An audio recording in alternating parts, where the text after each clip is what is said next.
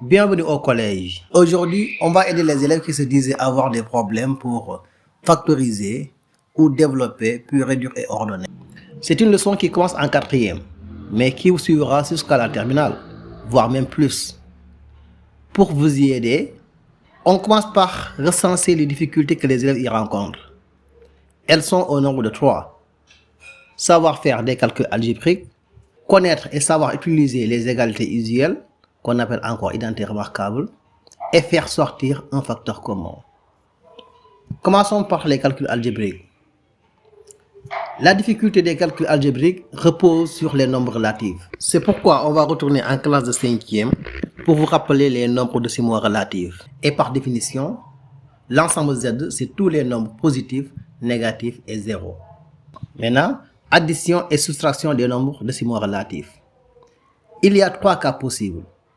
Premier cas, lorsque les deux nombres sont positifs. Dans ce cas, on additionne les deux nombres et le résultat reste positif. Deuxième cas, lorsque les deux nombres sont négatifs. Dans ce cas aussi, on additionne les deux nombres et le résultat reste négatif. Et troisième cas, lorsque l'un des nombres est positif et l'autre négatif. Dans ce cas, on fait la soustraction, c'est-à-dire le plus grand nombre moins le plus petit nombre, et le résultat garde le signe du plus grand nombre. Exemple, premier cas, plus. 5 plus 2.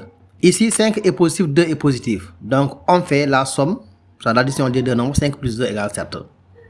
Deuxième cas, moins. Ici, on a moins 5, moins 2. Moins 5 est négatif, moins 2 est négatif. Donc, on fait l'addition des deux nombres, 5 plus 2, et le résultat garde le signe moins, ce qui donne moins 7. Troisième cas, moins plus ou plus moins. Ici, on a moins 5 plus 2, moins 5 est négatif, plus 2 est positif, donc on fait 5 moins 2, la soustraction, et le résultat prend le signe du plus grand nombre qui est 5, c'est moins. Donc on a moins 3. Ou bien, moins 2 plus 5.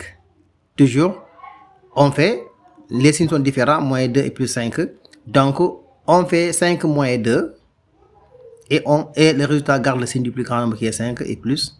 Donc, on a plus 3. Moins 2 plus 5 égale 3. Maintenant, faisons ces exercices.